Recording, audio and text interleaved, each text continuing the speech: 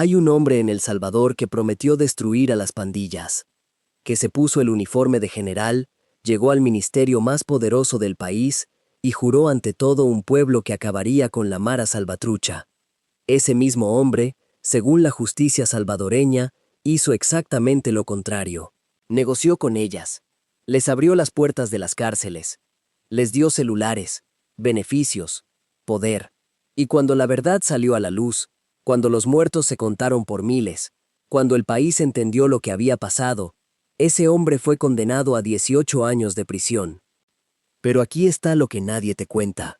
Ese hombre, hoy, sigue cobrando una pensión del Estado salvadoreño, cada mes, pagada por los mismos ciudadanos a los que traicionó, porque en El Salvador, la ley no cancela la pensión militar de un general condenado, y nadie ha hecho nada para cambiarlo. Esta es la historia de David Munguía Pallés, del general que pactó con la MS-13 desde su despacho, y del escándalo silencioso de un Estado que lo sigue pagando mientras cumple condena. David Munguía Pallés no llegó al poder de la nada, era un general, un hombre de carrera, de décadas en el ejército salvadoreño, de rangos ganados año tras año dentro de una institución que en El Salvador tiene un peso enorme. Su trayectoria militar era larga e impecable sobre el papel, había escalado hasta lo más alto del escalafón castrense, tenía condecoraciones, tenía rango, tenía la autoridad moral que se supone que da una vida entera al servicio de las Fuerzas Armadas. Y en noviembre de 2011, el presidente Mauricio Funes lo puso al frente del Ministerio de Justicia y Seguridad Pública, el cargo más poderoso para combatir el crimen en El Salvador. El hombre encargado de dirigir a toda la Policía Nacional Civil, el hombre que controlaba el sistema de cárceles, el general que iba a acabar con las pandillas. El mensaje era claro, se acabó la blandura, llega un militar a poner orden, y Munguía Pallés habló como se esperaba de él. Prometió reducir los homicidios en un 30%, habló de mano dura, de intervención militar en los territorios controlados por las maras, de no dar ni un centímetro a los criminales.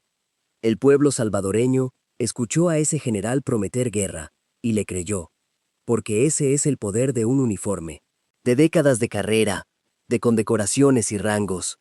La gente no desconfía de un general, le confía su seguridad, le confía la vida de sus hijos, le confía el país, y esa confianza, según probaría después la justicia, fue la herramienta más valiosa que Munguía Pallés tenía, no para combatir a las pandillas, sino para pactar con ellas sin que nadie lo viera venir. Marzo de 2012. 4 meses después de llegar al ministerio, Munguía Pallés ejecutó el plan que, según su propio asesor Raúl Mijango, llevaba meses diseñando en privado. Mientras en público prometía mano dura, en privado había estado construyendo algo muy distinto. Un puente hacia el enemigo. La tregua arrancó con un movimiento concreto y calculado. Unos 30 cabecillas de la MS-13 y el barrio 18 fueron trasladados desde el penal de máxima seguridad de Zacatecoluca, el más duro del país, hacia cárceles de condiciones más blandas. Solo alguien con el control absoluto del sistema penitenciario podía ordenar ese traslado. Y ese alguien era el ministro de Seguridad. Con los cabecillas en penales más cómodos, con mediadores designados por el propio Munguía Pallés tendiendo el puente, la negociación arrancó. Y los homicidios cayeron. De golpe. A la mitad, el general salió en televisión a atribuirle el mérito a su policía, a su estrategia, a su gestión. Y aquí está la frase que lo define todo. La frase que, a la luz de lo que después probaría la justicia, se convirtió en el símbolo del engaño más grande que un ministro salvadoreño le hizo a su pueblo. Munguía Pallés declaró públicamente, con toda la autoridad de su cargo, el gobierno de la República en ningún momento está negociando con ninguna pandilla. Eso dijo, en ningún momento, con ninguna pandilla. Mientras, según los tribunales, él era el arquitecto de esa negociación. Cuando el Faro destapó el pacto en marzo de 2012, el gobierno no lo admitió. Lo atacó. Munguía Pallés convocó a los directores de los grandes medios de comunicación del país para desmentir a los periodistas, para usar el peso de su cargo y aplastar la verdad con la autoridad oficial. Y funcionó durante años. La mentira repetida desde el poder, se impuso. Pero los hechos no desaparecen, los documentos permanecen, y cuando la justicia abrió el expediente, todo estaba ahí. Los traslados, los mediadores, las concesiones, la negociación, y encima de todo, esa frase, en ningún momento, con ninguna pandilla. En mayo de 2023, un tribunal salvadoreño condenó a David Munguía Payés a 18 años de prisión por agrupaciones ilícitas e incumplimiento de deberes. La sentencia estableció que el general había negociado con los criminales que su cargo lo obligaba a combatir, que había mentido al país, que había traicionado la confianza de un pueblo entero. 18 años, para un general que acumuló décadas de carrera militar, condecoraciones y privilegios a costa del Estado salvadoreño, para el hombre que prometió ser el más duro de todos. Pero aquí está la pregunta que nadie se hace en voz alta. ¿Quién está pagando por eso realmente? Cuando la tregua se rompió, El Salvador sangró como nunca antes. 2015. El año más violento de la historia reciente del país. Más de 6.800 homicidios en 12 meses. Una tasa de más de 100 asesinatos por cada 100.000 habitantes. El país más violento del mundo que no estaba en guerra. Días con más de 40 muertos. Semanas enteras de masacres encadenadas. ¿Y qué había pasado? Exactamente lo que cualquiera con sentido común podría haber predicho. Las pandillas, fortalecidas durante la tregua, reorganizadas, rearmadas, con sus cabecillas viviendo en celdas cómodas y dirigiendo sus estructuras con celulares de contrabando, decidieron recordarle al Estado quién mandaba de verdad. Cuando el pacto se rompió, abrieron las llaves de la sangre. Cada uno de esos 6.800 muertos de 2015 tiene un nombre, tiene una familia, tiene una madre que todavía llora, un hijo que creció sin padre, una esposa que enviudó de un día para otro.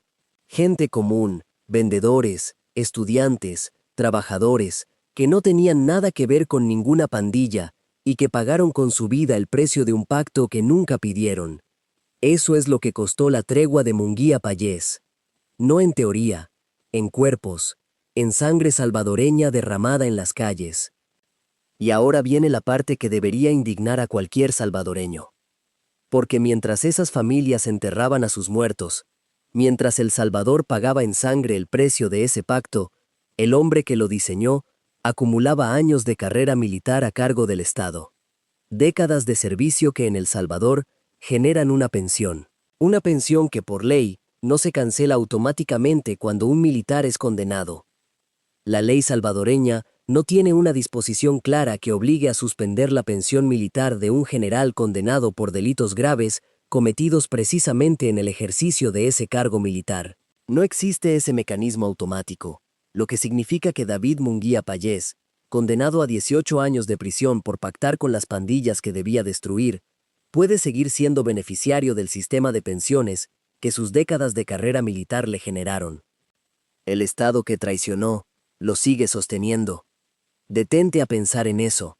Un general que usó el poder que le dio el Estado para negociar con los criminales, que mintió al país en su cara, que fue condenado por ello, y que el mismo sistema que le dio ese poder, el mismo Estado cuyos ciudadanos pagaron con su sangre las consecuencias de sus decisiones, no tiene un mecanismo claro para decirle, lo que acumulaste mientras traicionabas ya no te pertenece. Y esto no es solo la historia de un hombre. Es la historia de un sistema que no se ha hecho la pregunta correcta. ¿Puede un funcionario acumular privilegios del Estado, traicionar al Estado con esos mismos privilegios, ser condenado por esa traición y seguir beneficiándose del Estado que traicionó? En El Salvador, la respuesta, hasta hoy, es que nadie ha cerrado esa puerta. Y eso es un escándalo que va más allá de Munguía Payés. Porque si el sistema no tiene mecanismos para retirarle los privilegios a quien traicionó desde adentro, ese sistema le está diciendo algo muy concreto a su pueblo, que el costo de la traición lo pagan los de abajo, siempre los de abajo, las familias de las víctimas de 2015, los comerciantes que pagaron extorsión, los salvadoreños comunes que vivieron con miedo en los años en que la tregua fortalecía a las maras. Ellos pagan, el general cobra. Esa es la oscura realidad que este caso deja sobre la mesa.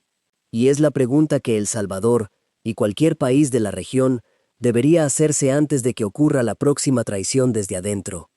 ¿Cuántos funcionarios más están acumulando hoy privilegios del Estado mientras hacen exactamente lo que juran combatir? ¿Y quién pagará la factura cuando eso salga a la luz? Cuéntanos en los comentarios. Desde El Salvador, desde México, desde Honduras, desde donde nos veas, ¿crees que un funcionario condenado por traicionar al Estado debería perder todos los privilegios que ese Estado le dio? ¿O el sistema siempre termina protegiendo a los suyos? Porque esa conversación, la de quién paga realmente el precio de la corrupción, es la más importante que podemos tener. Y aquí apenas empieza.